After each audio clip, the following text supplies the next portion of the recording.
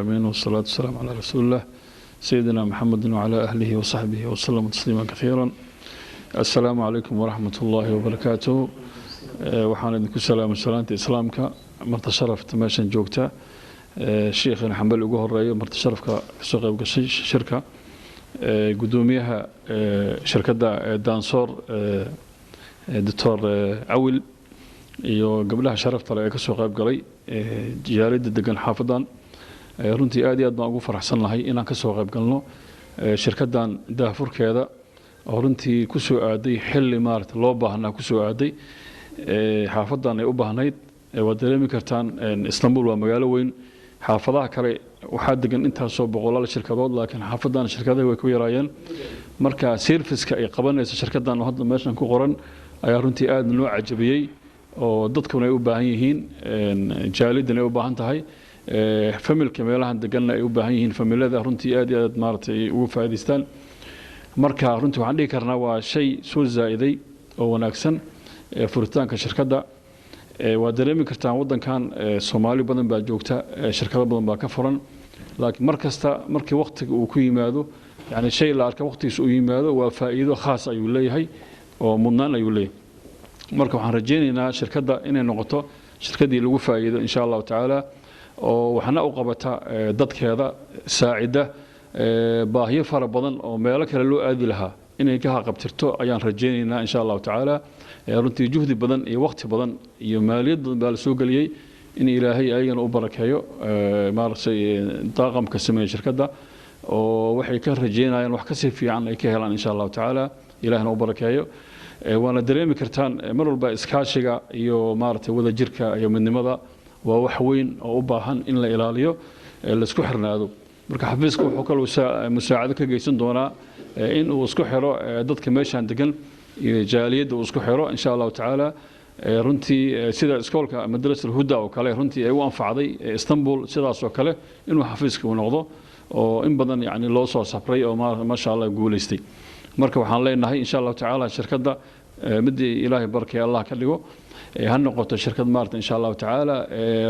lagu farxo wax qabadkeeda ay noqoto insha Allah taala waana dareemi kartaan oo ganacsiga waa nasiib marka nasiibkeedana Ilaahay maarta ha wanaajiyo iyo in maarta la iska ilaaliyo waxyaabaha maarta ay sheegay dhibaatooyinka fara badan oo waddanka hadda ka jira kamid ah calaashan qof walba meeshuu galayo inuu xaqiiqsado marka hore macnaha habka uu wax u raadsanayo iyo habka uu macaamilka u sameeyo intaba inuu iska toosiyo ayaa loo baahan yahay waa dareemi kartaa waxyaabo fara badan baa jira مثلا قف كدي العك كبحضو كلا جيب كيسو كله أو صفة شرعية هديس العك تاس أقرب بحين قفك وسن وحبها هيسن دوكيومنتي عدينا وسن هيسن هلو اللي باتو كلا كل ما يوح مسوا عشان كرو ممكن اللي باتوين كسائد نوجو بطي مركين أرنتاس لقيدك تونا وقفل بمشي وعكت لقيو إنه كفر صدق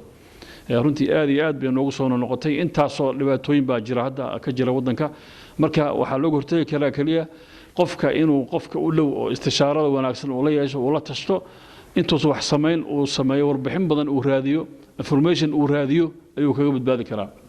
laakiin qof Facebook la iska bartay ama la iska bartay maartay ishaga internet in qofkii Soomaaliga ahaa dadka Soomaalida waa dad qalbi wanaagsan waa dadka aamina oo runtii aad u wanaagsan marka qofka waxa laga yaabaa soo arintii sameeyay in uu lacag soo xawila laga yaabaa qofkii ma yaqaano shirkadii ma jirta ma yaqaano runtii marar badan baan ugu dhacday oo dhibaato runtii naga soo gaartay dadka waddankan degan marka waxa loo baahan marka in la hubsado waxyaabaha ugu dambeeya waxa kamid ah ka soo qaado kale qof baa lacag adag buu soo diray $100,000 ama ka sii badan qofkii shirkadii ma yaqaano marka shirkadii waxa laga yaabaa inay hal bil jirtaba background dambe aysan lahayn ayaa laga yaabaa marka qaladaadkaas runtii aad u dhacay oo laga rabo in laga digtoonaado qofkii marka waddanka u soo hami taagay oo ama rabay inuu guri ka gato ama ganacsi ka sameeyo markii wixiisi uu waayo marka waxay noqonaysaa marka in uu qofkii niyad jabo marka arrimahaas runtii aad iyo aad loogu baahan in laga digtoonaado walaalayaal waa arrin maarta hadda taagan oo runtii aan la soo martay oo haddana maarta insha Allah taala marka jazaakumullahu khair yani ilaahay shirkadda ha barakeeyo Soomaalidu wax ku maamahda xoolo ishaada iyo ushaada taasaan ku soo gabagabaynayaa xoolo ishaada ama ushaada marka taas macnaheedu wuxuu yahay marka qofka in wixiisa uu ilaashado qofka wixiisa meesha uu galinayna uu ka fiirsado si hadhow wixiisa aysan uga lumin مركز جزاكم الله خير والسلام عليكم ورحمة الله والعاقبة للمتقين ولا عدوان إلا على الظالمين وأشهد أن لا إله إلا الله وحده لا شريك له وأشهد أن محمدا عبده ورسوله أما بعد ugu horeyntii waxaynu horta isu dardaarmaynaa alla ka cabsiga dadku hadday meel isugu yimaadaan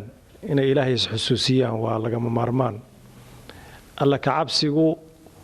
wax walba ayuu bulaaliyaa ama ganacsi ha noqdo ama waxbarasho ha noqdo ama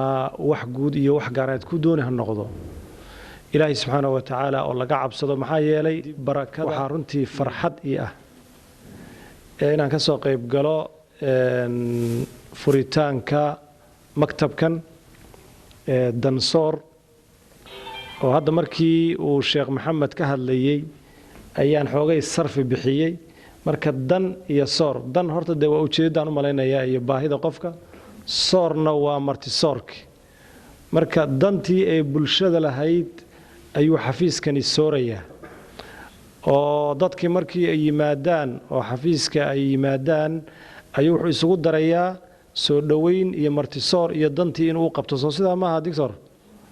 insha allah marka wax la heli kara ma alxamdulilah alladii binicmati tatimu saalihaat anugu degmadan bashaak shahiir dad iga soo horeeyayna way jiraan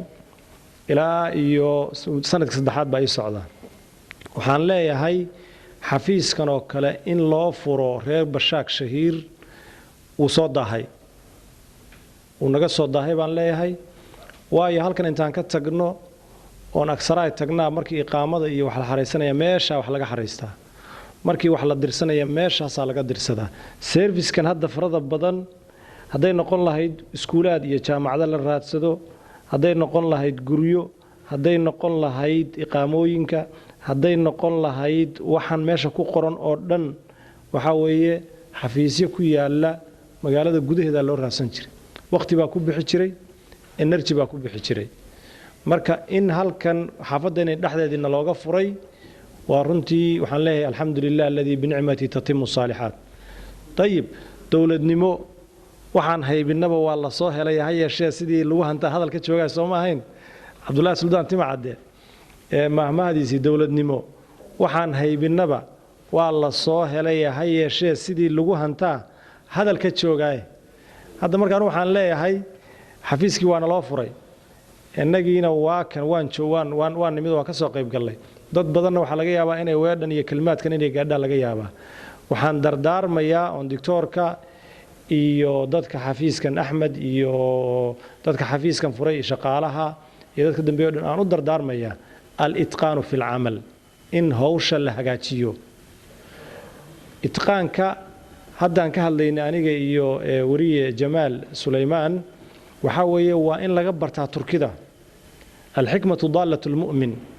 qofka mu'minka ahay waxa wanaagsan waa baadidiisii markuu arkaba waa inuu qabsadaa ku dhagaa waa waxaygii waa inuu yidhaahdaa marka shaqada wanaagsan iyo hawsha oo sidii la rabay loo qabto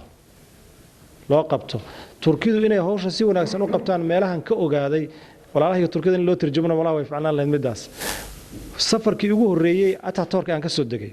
ayaan sim card baan ka iibsaday meel Denmark la yiraahdo aan ka imid sim cardka de markaad iibsato adiga furfuranaya aniga meeshaan ka imid waa la gashada adaa samaysanaya sim cardkii uu iga iibiyay wuxuu yiri meeshii sim cardkii uu furay mobilkii buu ii galiyay message-kii buu diray ilaa iyo telefoonkayga aan halo ka dhahay waxaan anaa samaysanaya si wayraha degdegsan wuxuu yiri may kuma siinay anaa ku hagaajinay marka in hawsha xafiiskan loo maaragtay habeeyey ama loo sameeyey in hawshii la yimaado cilmi iyo daacadnimo iyo turi dadka loo turayo wixiina idinkugu barakoobaya insha Allah tabaaraka wa taala bulshada Soomaaliyeedna waxaan leeyahay wargeed sarawaab baynu nahay waan sognahay ajaanibtaas iyo dadyowgaas kale waxa laga yaabaa markii aynu wax la macaamilayna inaynu wax walba u fududeyno markaynu inaga wiilasheenni iyo dadkeenni u nimaadnana waxa laga yaabaa inaan su'aalaha ku badin war su'aalaha iyana ku badinin oo waxay xaq noogu leeyihiin aan siino wixii aynu inagu xaq ugu leenahayna aynu ka maaratay aynu ka dalbanno laakiin yeynan xoogay silcinin ina silcin insha Allah tabaaraka wa taala waxaan ku ducaynayaa aan ku khatimayaa ilaahay xafiiska noo barakeeyo kii laga faa'iideystay oo maaragtay danteena naga soora Allah ka dhigo jazakumullahu khairan wa ahsana Allahu ilaykum assalamu alaykum wa rahmatullahi wa Öncelikle ismim Mustafa Macır, mali müşavirim. Danson'un şirketini de ben kurdum. Mahmut buraya geldiğinde önce bizim komşumuz oldu. Sonra müşterimiz oldu, şimdi ise kardeşimiz oldu. Mahmut'u tanıdığımıza gerçekten çok memnun olduk. Bu süre içerisinde bizler de Mahmut'a nasıl yardımcı olabiliriz diye etrafımızda kimler var, kimler yoksa yavaş yavaş ticaret yapma anlamında Türkiye'deki dürüst esnaflarla, dürüst iş yapan insanlarla Mahmut'u tanıştırmaya başladık artık. Doğru mu Mahmut? Doğru, evet. İnşallah Allah bol ve bereketli kazançlar nasip eder. Bizim diyeceklerimiz bu kadar. Sizlerin geleniniz zannedersem Somalili. Şunu bilmenizi istiyoruz ayrıca. Biz Türk halkı olarak Somalilerin her zaman yanındayız. Onu bilmenizi istiyoruz. Teşekkür ediyorum. aad ba waxa ugu mahadsantihiin inaan nagala soo qayb gashiin inaan garab istaagtiin aad ba ugu mahadsantihiin Allah ina barakeeyo waqtigiina qiimaha badan inana soo hortiin tan labaadna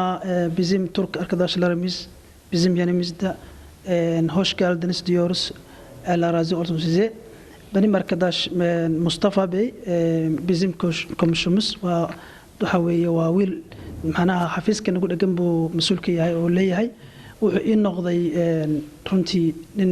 aad u wanaagsan oo maxaa la dhihi jiray hadday noqoto khibradda aan ka wadaagayo inuu macnaha wax kasta ii sheego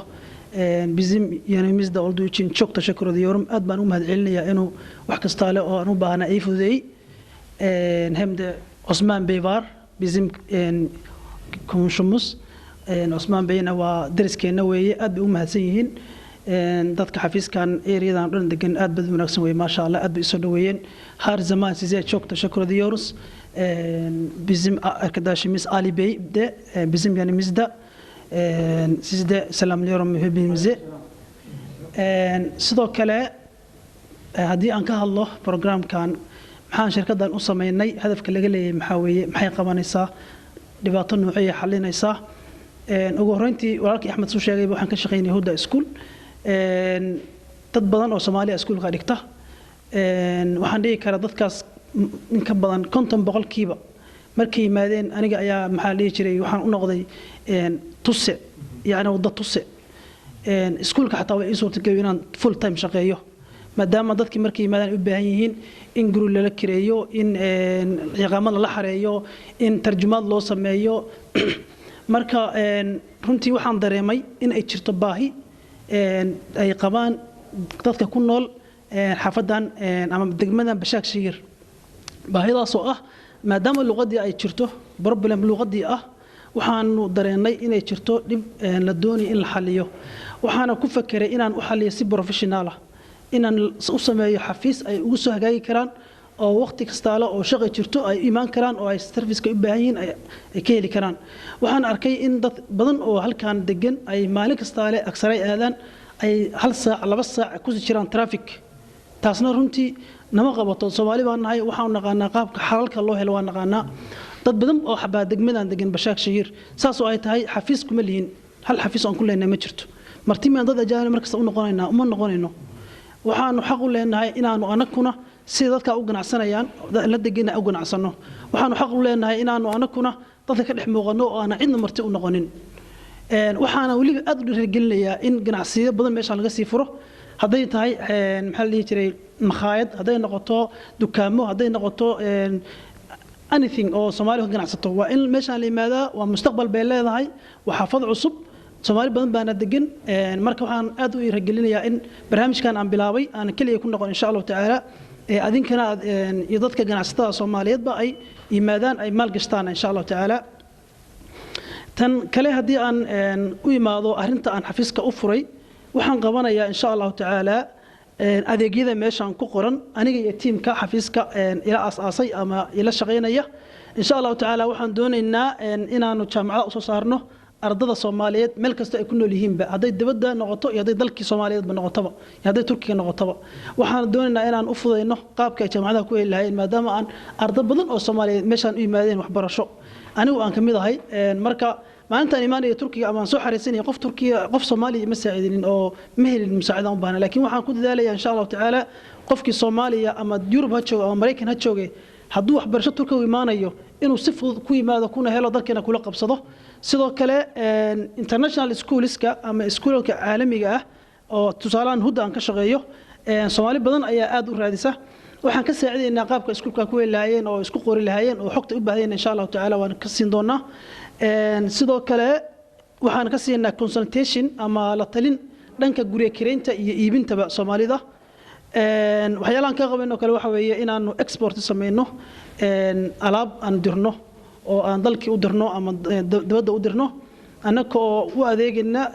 baahida ay qabaan dadka alaabta doonaya sidoo kale waxaan xareynaa iqaamooyinka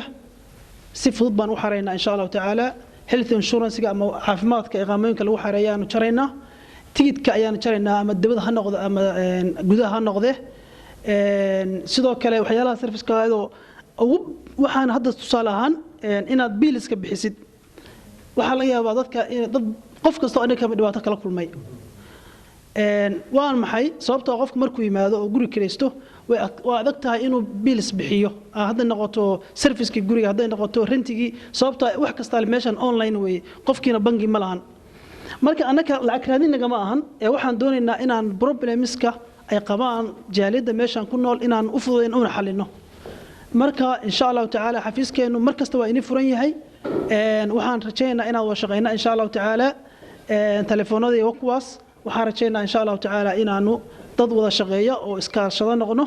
aad baan u mahadsantihiin assalaamu calaykum waraxmatullahi hadda wixii ka dambeeya xafiiskan inuu furnaan doonin kaliyaata aynan ahayn meel laga ganacsado ay tahay meelaad timaadiin dantiina iyo hawlaad u baahan tihiina aad ka heli doontaan haddii Ilaahay yiraahdo marka waxaan idinku soo dhaweynayaa mar labaad inaad ku soo dhawaataan xafiiskan oo aad ka soo qayb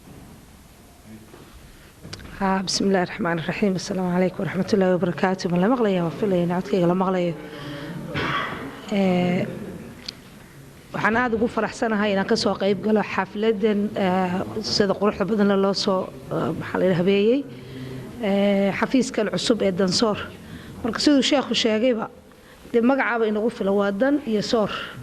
oo hadii hadda la oran lahaa Ingiriisi ka turjumay boqosan turjumaan baa lahay waxaan kelmadan ah cajiib ah iyada laftirkeeda u baahan dictionary laga qoro anigu waxaan aad horta uga sheekeynayaa inaan halkan imaashahaygii waqti adag bay nagu soo beegantay waxaanu nimi 6 bilood ka hor inta halkaas ku qoran service-kaas muxuu ahaa mid aan naloo soo qabanin ma jirto oo waliba caawin loo soo qaban markaan waxaan ka markaati kacayaa dawiil aanan muxuu hadda qaraabo maanan hayn waa wiil yar Soomaaliya Soomaalinimo iyo maamo uu magaalada ku dhibaataysan oo dad cusub oo yimi gurihii buu nala kireeyay ilmo uu baanaan wadan ilmaha xataa laftirkooda hadda wuxuu naga shaqeynay sidii jaamacada loo keeni lahaa gurigii buu nala kireeyay isbitaaluna geeyay walaashayda halkaas taaganoo aad noogaga xanuunsatay anagu Yurub baan ka soo guurnay 22 sanadood baan deganaa UK marka qof 32 years deganay UK oo de muxuu ahaa wadan ka raagtay muslim baan ahaa markii aanu nimina fasax baanu ku nimi kadibna walaala naga jiratay marka from hospital to guri dejin alaab cunto aqaamad waxa halka ku qoran oo aan la qaban ma jirto marka lagu daro xataa sim cardka gelitaankiina loo soo gaday marka waxaan ka markaati kacay ninka sidaas volunteerly loogu qabtay in xafiisadii loogu yimaado inaan laga waayin anigu taasaan waxaan u ahay qof aame witness